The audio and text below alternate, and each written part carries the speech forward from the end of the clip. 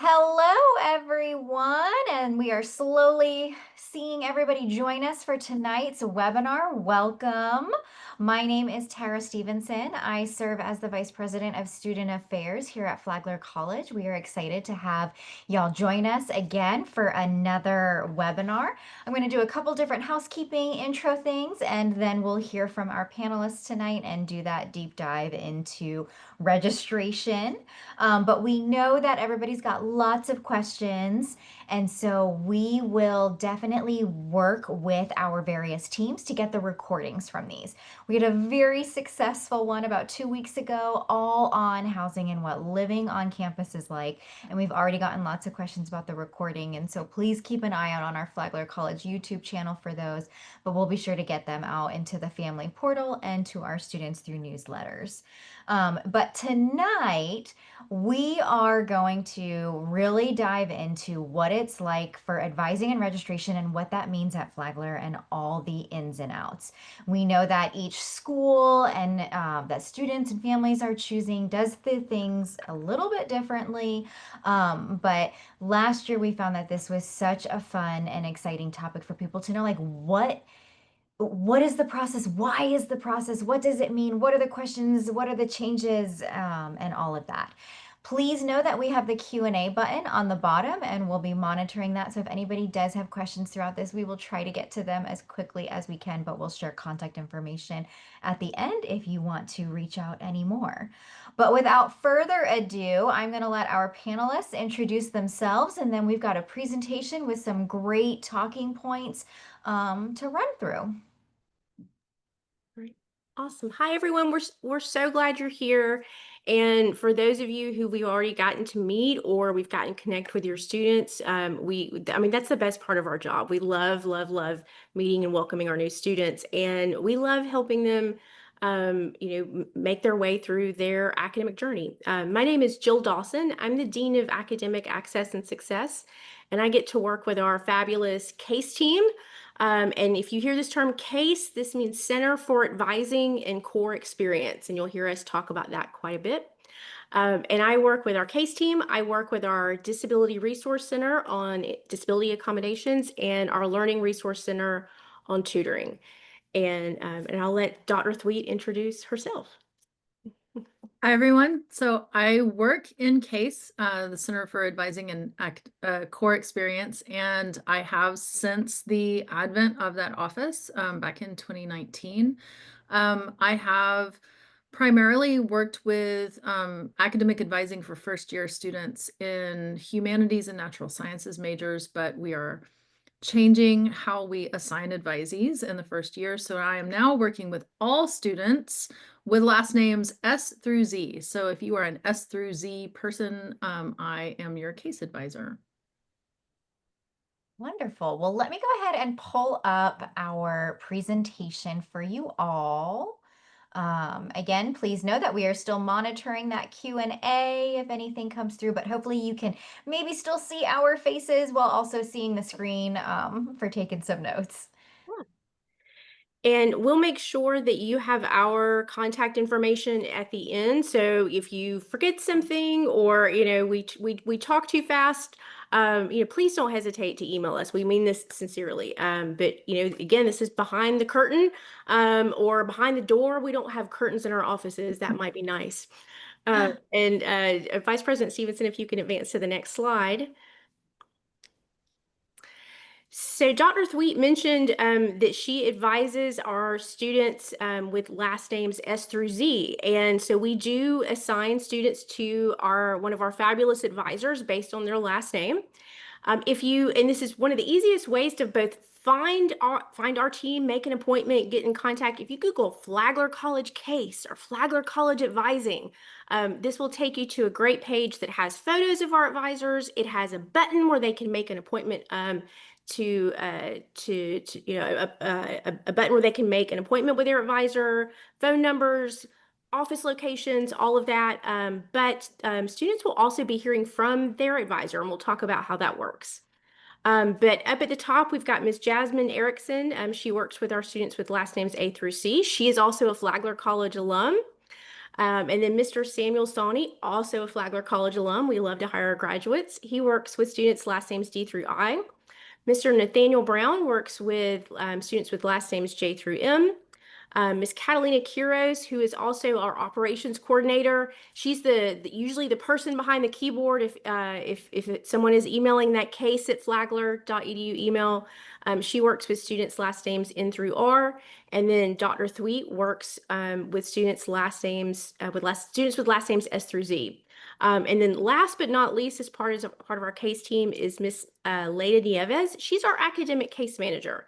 So she is someone who will reach out to a student that maybe we're worried about, or that students can come see if they have a concern or a question. And you'll hear us say this a lot, but literally students can reach out to any of us. We're all on the third floor of the library. We're all right next to each other. And all they have to do is like stick their head in the door, knock on the door, and ask their question. And we can go to the next slide. And I'm going to turn it over to Dr. Thweet to talk a little bit about what this academic experience will look like.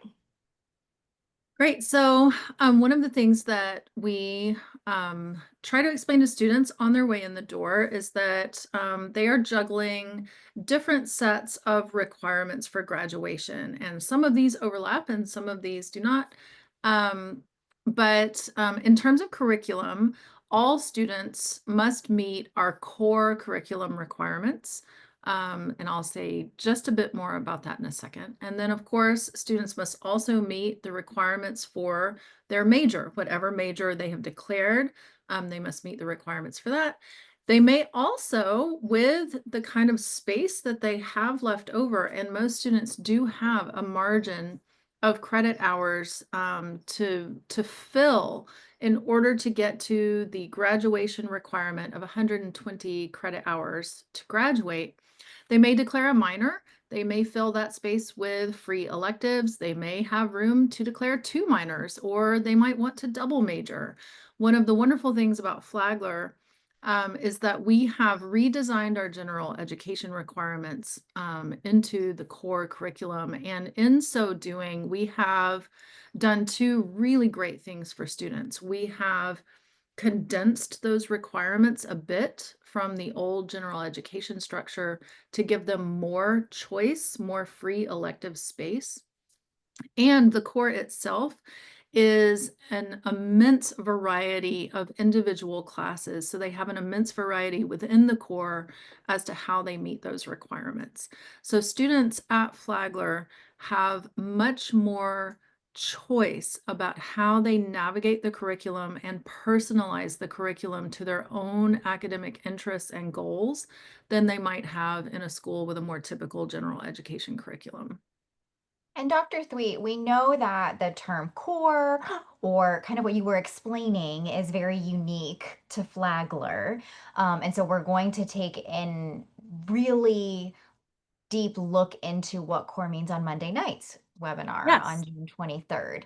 June And 23rd. so you may, some of our guests may be thinking, oh, we want to know more about what all this means and everything like that. But please join us Monday night to really find out what that core experience is for Flagler. And before we move to the next slide, we just had somebody ask a question to confirm. It's 120 credit hours. That's the requirement for Flagler to graduate. And so 1, 2, 0. yes. Now within that 120, they have to complete the core. They have to complete however many credits are required for their major and any other minor or electives. And so the advisors and registrar's office is always helping them out with that.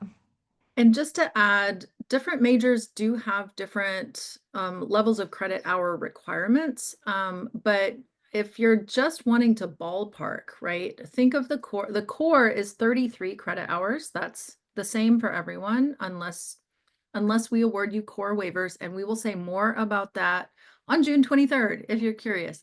But if you're doing the full core, that's 33 credit hours. Different majors have different levels of credit hours required, but if you think of it as 60, you're pretty safe. A lot of our majors are less than that. Very few of our majors are more than that. So think of it as 33 plus 60. That's 93 credit hours total.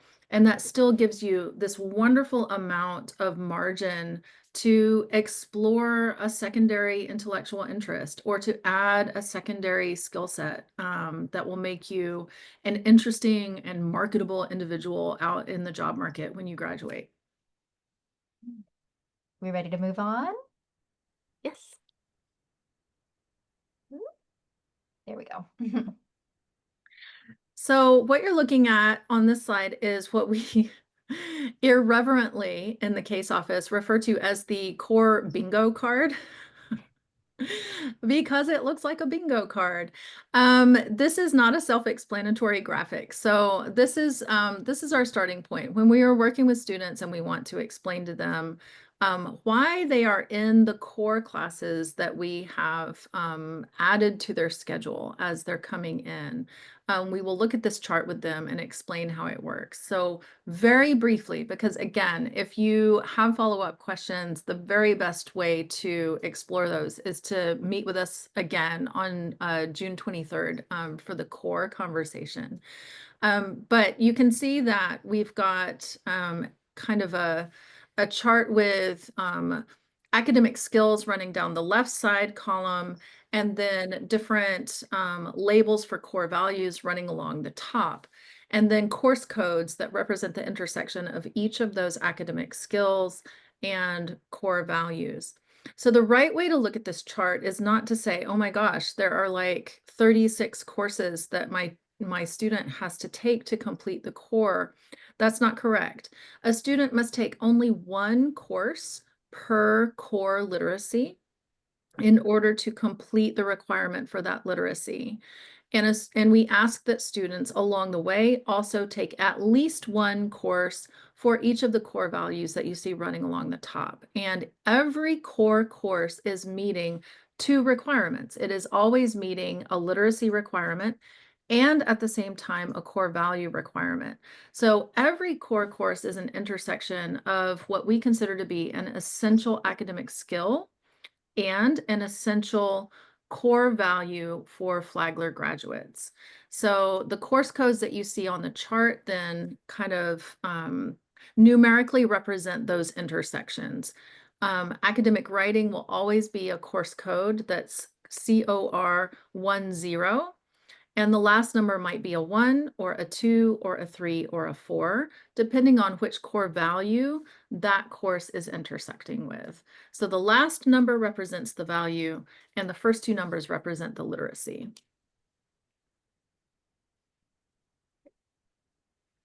So one common question that we get from all of our incoming students. Oh, goodness, no, I'm so sorry. It seemed like there needed to be an update. One question we often get from our incoming students, because they are, they are eager to receive their schedule, is like, when will I get to see my schedule? When you receive your schedule from us depends on when the students have completed their necessary enrollment steps. This includes what we call our math placement process. That is sort of the final step that we need students to complete so that we can get going and build a draft schedule for them. So you have the timeline in front of you. I'm not going to go through that. You can kind of locate yourselves on that timeline. Some of you may have already received a schedule. Some of you may still be waiting. Our next batch of schedules will be released officially on June 23rd for the students who completed their enrollment steps by June 1st. One thing I want to really emphasize for you right now is when we build a schedule for students, we do not just sort of willy-nilly just pull classes that just, like, oh, this is available, I'll just put this student in this class. We actually very conscientiously and carefully look at the information that we have available on your student, and we synthesize all of the information that we have from the various sources of information that exist. So we look at what does admissions know about this student? We look at the information your student has provided to us directly. We look at the placement information. we look at the major that's the declared intended major coming in, and we synthesize all of that, and then we do our very best to build a schedule that reflects the requirements that pertain to your individual student and also the interests that we can see your student has from the information that they've given us. Even when I don't know anything about a student, so sometimes, a student is undecided and is truly undecided, and I can't tell what they might want to explore. And we offer the students the option of filling out a survey for us, where we ask some very strategic questions to elicit useful information so that we can use that information to build a schedule. But sometimes students have not completed that. So if I have no information at all, I will go into the admissions database and I will see if I can read their admissions essay. I will look at their extracurricular activities. I will read the correspondence back and forth between them and their admissions counselor. Anything at all that I can sort of glean from the information that other people have about the student, I will use and say, oh, this student's really interested in environmental issues. Let me find a class that focuses on that and see if that's a good fit. So that's the first thing I want to emphasize, is that we do personally, by hand, craft a schedule for each student coming in. And we do that very intentionally. However, we're not mind readers, so we are not 100% on that first pass. Like, there are times when a student gets a schedule and they're like, thanks, I hate it. They are welcome to tell us this. We really want to hear back from you. So the right way to think about the schedule when you receive it, at whatever point you do, is to think of that as a first draft and as a conversation starting point. It's like, here you go, here's something we can talk about further. It is not, and we don't want you to feel this way about it, and we never intend it this way. It is not, here's your schedule, you're stuck with it. You are not stuck with it. If something is not what you want it to be, then you are invited, and repeatedly invited, to tell us that. I would be happy to have 3 or 4 conversations with a student over the course of the summer to get that fall schedule dialed in, especially because one of the best things about the core curriculum is the variety of courses we offer. And we want your student to find their way into the classes that they are most interested in, because we know that that is actually a key factor in success. So if that schedule is not exactly the way that your student wants it to be, please do encourage them to click the button in the email that says, click here to make an appointment. We want them to make that appointment. We want to talk to our students. Yeah. And Vice President Stevenson, maybe if you can click to the next slide. I mean, we're going to emphasize this, again. So Yes, and so real quickly before we go to that next slide, you mentioned very briefly the placement tests. And we can see it on the screen there, and that really works with this timeline here. Can you just touch on how students will receive that placement information, where they get that timeline from and process?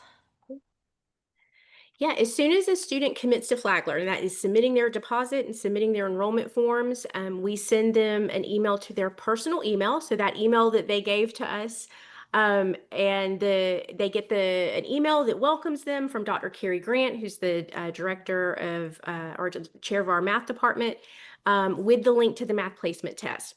Check your spam and junk folders. Occasionally stuff lands there, but if you can't find it, no worries. Email case@flagler.edu, CACE@flagler.edu, and we're happy to resend it. Wonderful, thank you. And so So here's that next slide on what an example first semester might look like. So here's, this is typical. So our top, always our top major for incoming students is business. We have more business majors than any other major. Psychology is second. So as an example, here is a typical entering business major schedule. Every new first year student will take first year seminar. We will probably have more to say about that in the core presentation on the 23rd. but if you do have questions about that, feel free to ask. We want our students to complete our academic writing requirement in the first year. So if we can, we will add this to the fall schedule. If for some reason that does not work, then we will make sure that we prioritize academic writing for the spring so that our students are completing academic writing as an essential skill for the rest of college in their first year. Typically, students will have a math course on their schedule, especially if they are in a major that has further math requirements. For example, business or our science majors that go on and require further math coursework. And we want to get students started on that right away.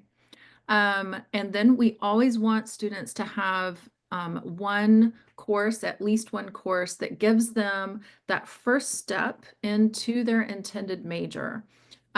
We want them to get started on it in terms of meeting requirements, but more crucially, I think we want them to see what it's actually like to be a business major or a psychology major or a biology major or a political science major. Quite often that first semester is a semester of discovery. Even if you think you know exactly what it is you want to study, that first semester is confirming that you were right about that. So we want students to have that first taste, and we try very, very, very hard to get students into a class that gets them started on that pathway to completing their major. So we round out, we want students to be in 15 credit hours, and that's typically 5 courses. So we round that out with another core course and some literacy. And we do ask students on our schedule survey what their interests are. We ask students to rank the different literacies in the order of preference, and we do look at that when we build these schedules. So this student probably would have said, I'm interested in Core 180 ethical reasoning as their top first or second ranking for their preference in core courses. All right. So let's look at some other ways to make this experience unique. Do you want to go, Jill? I've done a lot of Yeah. talking so far. And I mean, and I see a question about, can you, Mhm. can you CLEP out of some core courses? I figured that was a really good transition with Yeah, this. and I know sometimes CLEP, people use the term CLEP to mean, can I get credit for this? CLEP is not really something we utilize a lot at Flagler, but please email case@flagler.edu or your admissions counselor, and we can look at your specific CLEP situation. But we do see a lot of students bringing in different kinds of credits. So in Florida, dual enrollment is super, super popular. We know that we have a lot of students coming in with dual enrollment. Sometimes even first year students coming in with their AA, AP, IB, ACE, all of these types of credit. And like this says up at the top, every student experience is unique. So one of the things we want to know is, are you bringing in credit? Because we know that sometimes a student may not know, oh my gosh, I've got to request that transcript, or I need to contact College Board and get those test scores. We ask this on the survey. So we've got a little backstop here, and we're going to say it again at Welcome Week. We're going to have lots of opportunities to make sure that students don't miss an opportunity to get credit. And like Dr. Thweet said, I would definitely encourage you to join us for next week's session on core. We can dive a little more into how our core waivers work. But this is also a great conversation to have with your advisor, because every student experience is unique. And one of the things that I want to highlight is if you have a disability accommodation, we are aware of that. So, our director of the Disability Resource Center, Mr. Pownall, lets us know we keep confidential information confidential, but knowing, hey, this student needs a break between their classes, or this student needs to start their day a little bit later, or this student has mobility issues, and we need to make sure that the building they're in, they can easily get in and out of the classroom. We want to make sure that everything about your schedule is giving you the best possible start. We want you to have what you need and most of what you want. And like Dr. Thweet said, I'm going to keep saying this again. Even if maybe you're happy with your schedule, but you want to talk through it, you have questions, you want to understand something better. We love to get to know you and we want you to get to know us. So please reach out to your advisor. When you get your schedule, you will get an email from your advisor. It'll say, hey, your schedule's ready. Here's how you view it. So go ahead and take a look. Here's maybe how to understand it. If you have questions, you can email me or you can make an appointment. We're available via Zoom. We're on campus. If you're coming to Roar Up, you'll see us. So, please don't hesitate to reach out. And one thing I think that we've mentioned, but I didn't put on this list, if you have a double major, let us know if you want to add a second major. And if you're an athlete, we work very closely with athletics. We know what your practice schedule is and we know what your schedule needs are for that. But I think something that makes Flagler's classes so unique is the titles. Like I love looking at the titles of the courses sometimes. And they're not the traditional, introduction to sociology 101. And so taking that time to look at these classes, but then reaching out and saying like, okay, what does this mean and why am I taking it is going to be so important for our students and sometimes even our family members to understand like why that class is called what it is. I know Look, this is we wouldn't have jobs if the trade college was not confusing. And a perfect example, quantitative reasoning. That's one of our core literacies, and that's a term that a lot of students have never heard before. It's a math class, but I don't think I would have known that going into college. So the other thing to know is that there are any question, any email, any knock on our door, you'll be welcomed, and you can ask us anything. And if it's not about academics, you can ask that too. And if we don't know the answer, we'll make sure we connect you with someone who does. And so that's a great segue because you've listed out some really good resources to utilize across campus that your office really collaborates with. Yes. It's a small campus and we want to treat you like a whole human being. The other thing we know is that every student is going to face some kind of challenge. For some students, the academic stuff, easy peasy, they breeze right through it. And that's great, fantastic. But every student really is going to face some kind of challenge. Mental health issues sometimes pop up, roommate issues, homesickness, belonging, finding your community, finding ways to get involved. It's a big transition. And I've listed just some of the resources that are here. And this is why we say, and this is true not just of our office, this is true of every office on here, of any person that you encounter, a staff member on Flagler.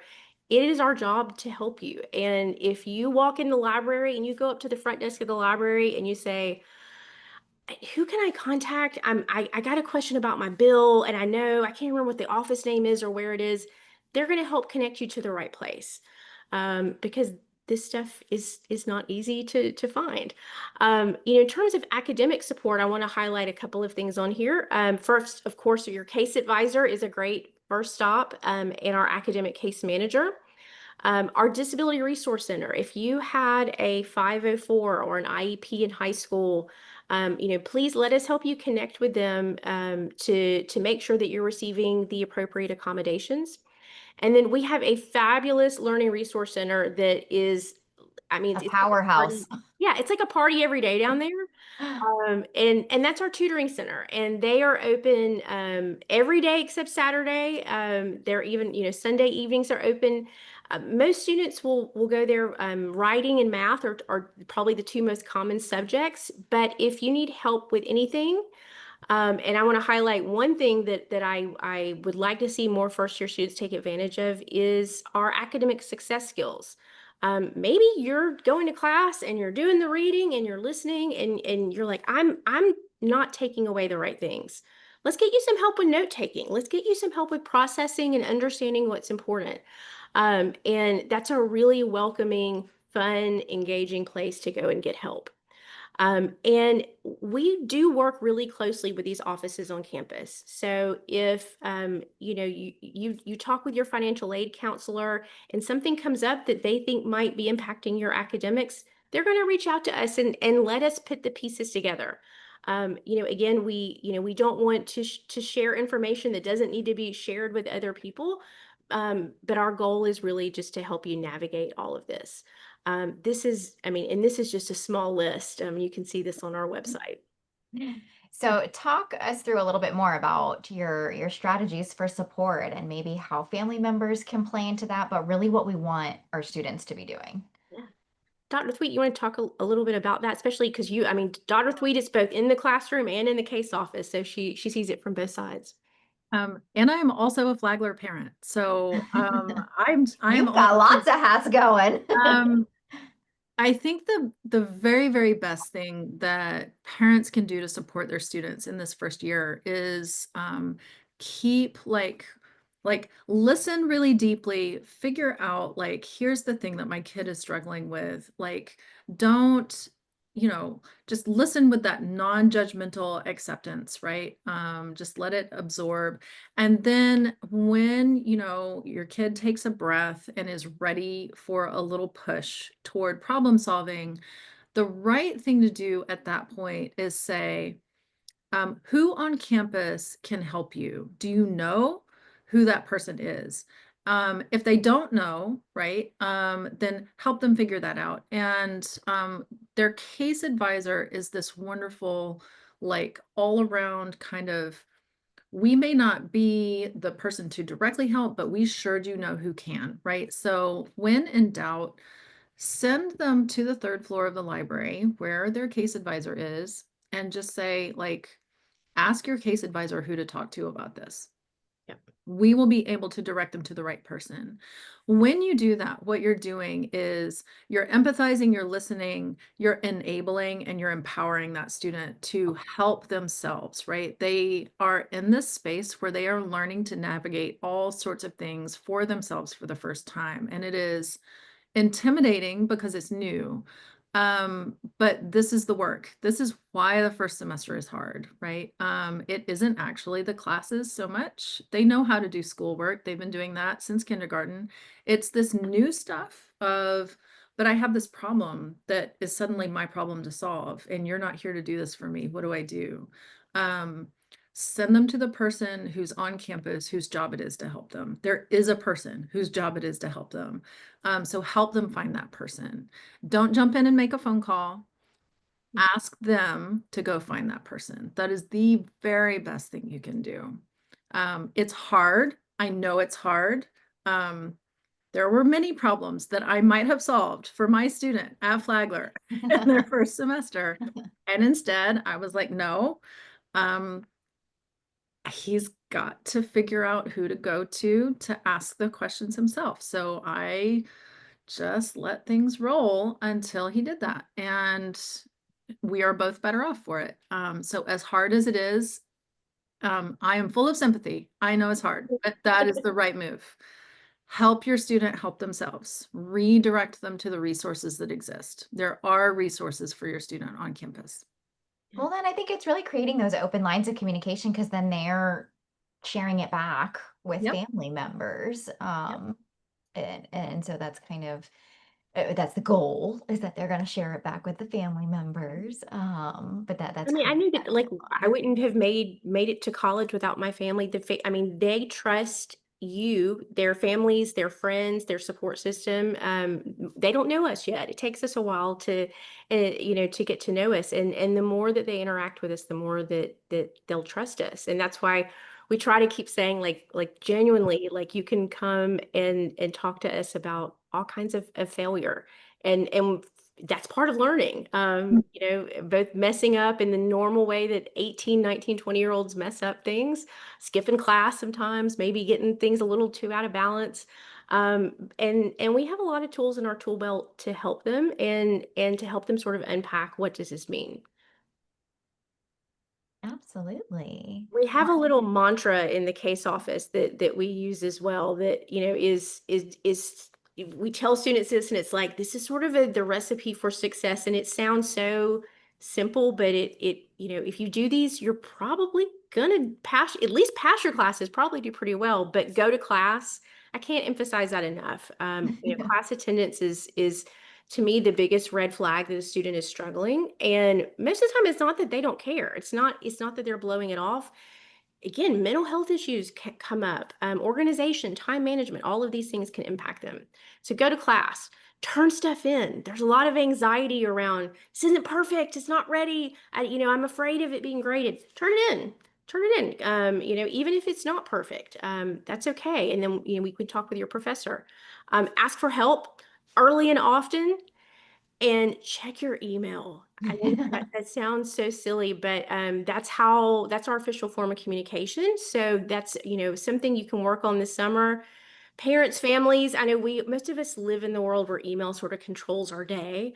So that's help your student get used to checking their email and organizing it. And I say this sincerely. We wouldn't admit you to Flagler if we didn't know that you can do this. You can do this. And our job is to help either sometimes you get out of your own way, or to help you get some barriers out of the way that maybe you have no control over. So before we open it up to any other questions or last minute pearls of wisdom, we did want to make sure that we got this email address up for everybody. So once again, cace@flagler.edu, and they'll be able to connect the students with their particular advisor or another area on campus. I always like to refer to CASE as kind of like the amazing information booth where we go there first and then they kind of help field out for everybody. But I'm going to stop sharing that screen and see if we've got any other questions that have come in. While we're waiting to see if anybody does have anything else to ask us, anything in particular that y'all can offer for our transfer students. Now, those that are not coming in with dual enrollment from high school, but that are maybe coming from another institution. One thing is that we know that, I mean, first of all, transfer students are phenomenal to work with. You've had this experience and you know what you want, and you're coming to Flagler sort of with this under your belt. And so welcome. We love having you here.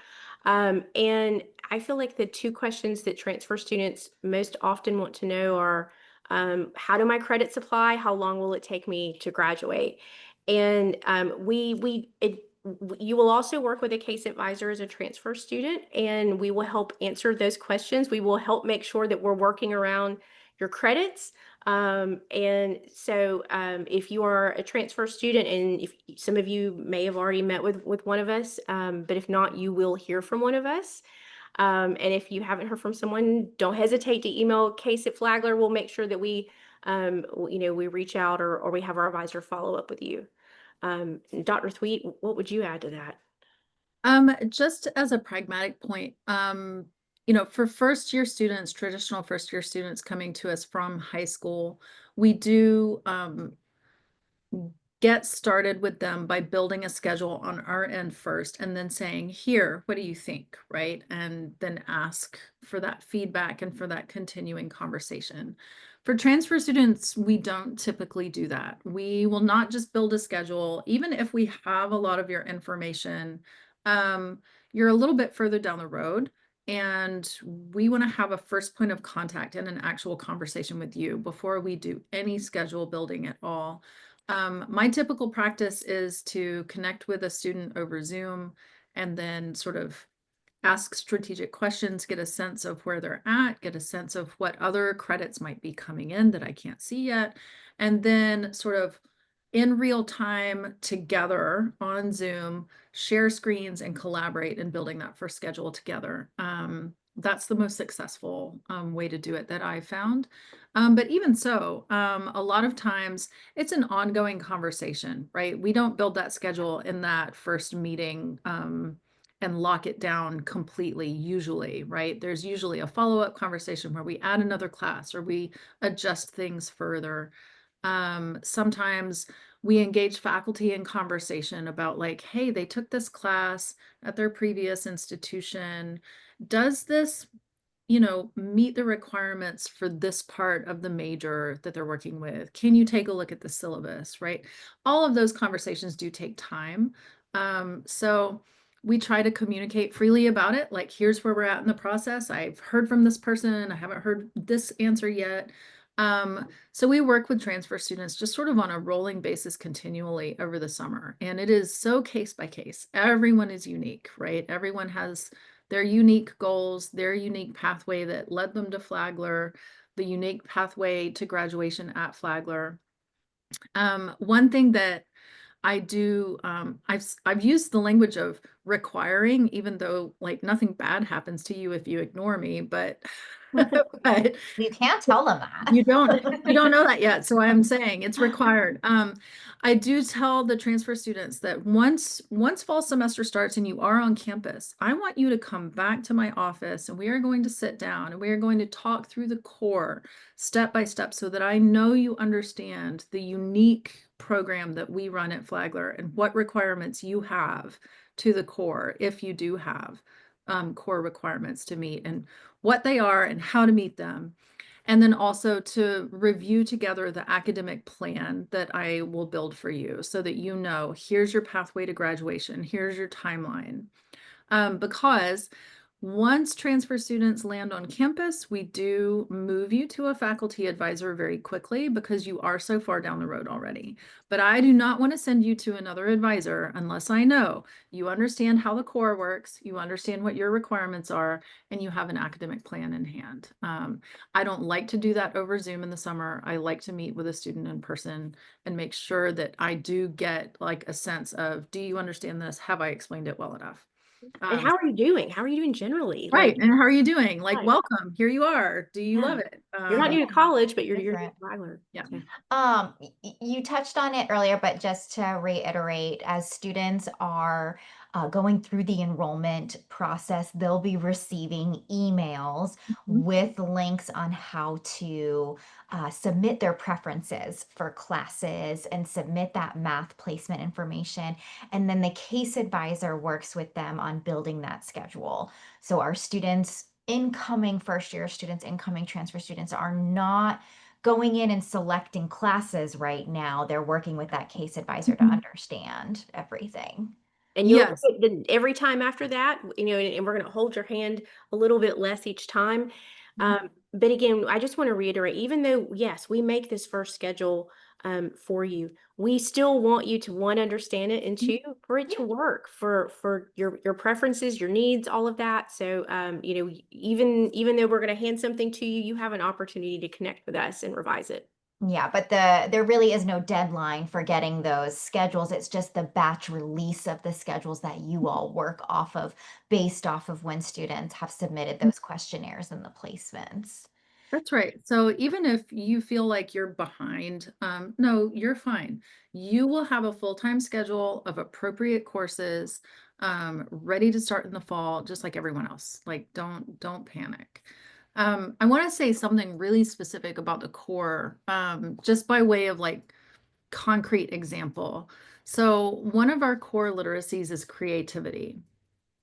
And our creativity core courses can be, I mean, a huge variety of things. We're talking theater-based courses, music courses. You can be a part of the Flagler College Chorale and use that experience to meet a core requirement. Creative writing, visual arts. I mean, it just spans this enormous amount of a variety of topics and activities, right? So unless I have a concrete signal from a student, like in their schedule survey or some other conversation where they're like, I love to sing. Well, if I don't know that you love to sing, I will not put you in Flagler College Chorale, Core 152. Because how terrible would it be if you like can't carry a tune in a bucket and you find Flagler College Chorale on your schedule simply because like, oh, it was a convenient time slot or something, right? So Although we I think if you do that. can't carry tune in a bucket, you can still take it. You That can is still true. sing. True. But we If just you want you want to to be excited see, about that. if you Yeah. want to try it out. I mean, I think I can So carry a tune sometimes. It's I really just, cannot. what the I professor cannot. is. but I just, I want students who are like, maybe I really do want to sing in the chorale, but I didn't say that to anybody. Can I still do that? Absolutely. Yes, you can. You just need to tell somebody. As soon as you tell somebody, yeah, we can make that happen in a heartbeat. So, even if you get your schedule and you're like, I don't really have many questions, and this seems fine. These seem interesting. This is good. But if you're like, no, but wouldn't it be great if I could take an art class, or wouldn't it be great if I could take a theater class? I'm not a theater major. I just want to do it. Please book a conversation. Let us know that about you, because we can continue to refine your schedule all the way through the summer.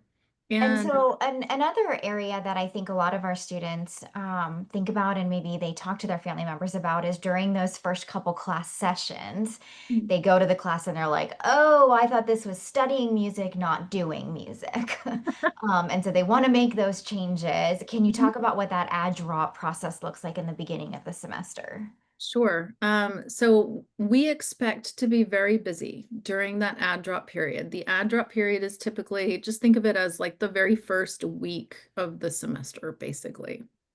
And add and drops, it means adding a class or dropping a class. So it's like changing your schedule is essentially what we're talking about when we say add and drop. Um, During that period, if you make a change to your schedule, we do not record that on your transcript. So it's, there's no record that you were ever part of Flagler College Chorale if you want to drop it during the add drop period. And the add drop period is really the entire period from like right now all the way through that first week of the semester. If you need to make a change during that period, our doors are open. We expect students to basically just come physically to the third floor of the library, find an open door, stick their head in the door and say, hey, can you help me? You can make an appointment if you want to. You can still click that link. If I know I have an appointment, I will make sure that I'm in my office for that appointment. But you don't have to. Just come find us and find any one of us. It does not have to be the person you're assigned to. It just has to be any one of us and say, I really want to see if I can change this class. And then we will help you figure out, can you change it? Should you change it? If the answer is yes, then we will help you change it. If the answer is no, we will explain to you why the answer is no, and help you feel okay about sticking it out. And if you're super worried about it, like you're afraid, like, oh, this might be too much for me, we will say, here's why you should stick it out, and here's the support I can connect you with right now, to help you be successful in this class. Please, Absolutely. please, please, anytime you want to make a change to your schedule, this is as long as you're at Flagler, we definitely want you to talk with someone, in your first year, that'll be the case office. And, beyond that, it will be your faculty advisor. Although we're here all 4 years if you get in a pinch and need help. The reason why is because, this stuff is confusing. And sometimes you may be dropping something and it has consequences that you don't realize. And I do not want there to be surprises. And then you heard us mention earlier that 120 credits. If you take 120 credits and you divide it by 4 years, that's 30. And then if we have 2 semesters in an academic year, that's 15. So we want students to be taking 15 credits every semester. I see a question about summer classes. Yes, summer classes can absolutely be a great option, but those are time and money. And, we would rather a student not have to play catch up. And that's just to say, come talk with us. If our answer, if we can get to yes and make something work for you, we want to do it. And again, we want to explain it, why. If the answer is like, no, definitely don't do that. We want you to understand the no. So we are getting to the end of our time here tonight, but I did want to make sure that we just went over a couple different important dates and final housekeeping reminders. And so students are receiving their schedules throughout the summer in those batches, but they should be hearing from first year advisors, either through the admissions process or from you all directly. If there are any questions, they can always email case@flagler.edu. First year advising sessions during welcome week. What is that going to look like? Well, we try to improve things every year. So over the summer, we'll talk about like what's worked for us in the past. What do we want to keep? What do we want to improve? I'm not sure exactly what we'll do this coming year, but what we do aim to do every year is make sure that we are hitting the important information that is relevant to students, like in this particular moment, right? Um, there's a lot that we want to teach students over their first year, but we cannot do that in a single session in Welcome Week. So we will not try to do that in a single session, but we will try to say, here are the things you need to know right now to get started in your semester. You need to know how to find us. You need to know how to see your schedule. You need to know how to look at your advising worksheet and make sure that all the credits you expect to have come in. And you need to know how to find your classrooms, and you need to know how to look at your Canvas dashboard. So we will cover those kinds of things in Welcome Week, the very, very pragmatic, what do you need to know on your first day of school kind of things. And then we'll also offer some major meetups. Yes. And so students that are interested in connecting with other students within their major, finding out who the different faculty members are, finding a familiar face within their area of study or potential area of study. I was the poster child for changing my major. I'm fairly certain I did it maybe 5 times on paper, but there was something every week. And so getting that opportunity to connect with the faculty members and hear from them and talk to them about why it might be a good fit for me during those major meetups. So your student will be receiving information about that as well. Most students, well, I mean, even if a student has a declared major, they're kind of undecided about things, so that's not something to stress Oh, yeah. about. There's Um, too much fun to do out there. Like so many new, discussions that you have in class spark interests. And that's, I think, what the core is designed to do at Flagler with all these different classes that, you're working with the students to build. And then that add drop deadline is typically the second week of classes, but it's communicated out on all of those syllabi that your students will receive, and we have it on the official academic calendar. But if it as you've helps, been move-in is on a Friday, classes begin the following Wednesday, and then add drops the following Tuesday. But y'all, we're going to make sure you need to know what you need to do, when you need to do it. We're going to be hitting you up with I was all gonna say, if only we could put reminders. Post-its on everybody's forehead with Yes. all these dates. Yes. And so as Dr. Threed has been so helpful in how reminding us, and I want to make sure that we continue to remind everybody Monday night on June 23rd. If you're wanting to know like what that core experience is at Flagler, you're hearing us talk about flagship, you're hearing us talk about first year seminar, hearing us talk about Common Read. These are unique to Flagler. Some other schools have variations of them.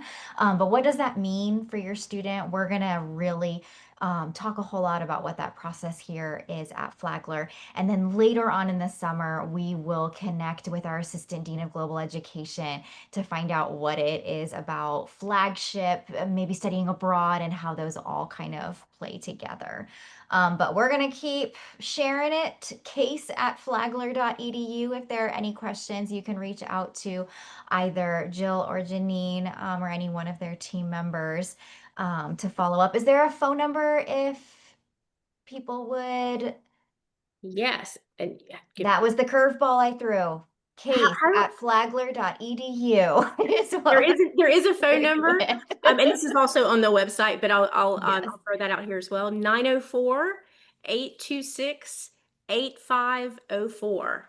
Wonderful. And then as we've all been mentioning kind of throughout tonight's session, our Roar Up orientation sessions are taking place. We had our first one earlier this week, but we have 3 more 2-day sessions throughout the summer and then a 1-day session on August 8th, where we invite a lot of our transfer students to come to that one, but you are not required to be a transfer student to come to that.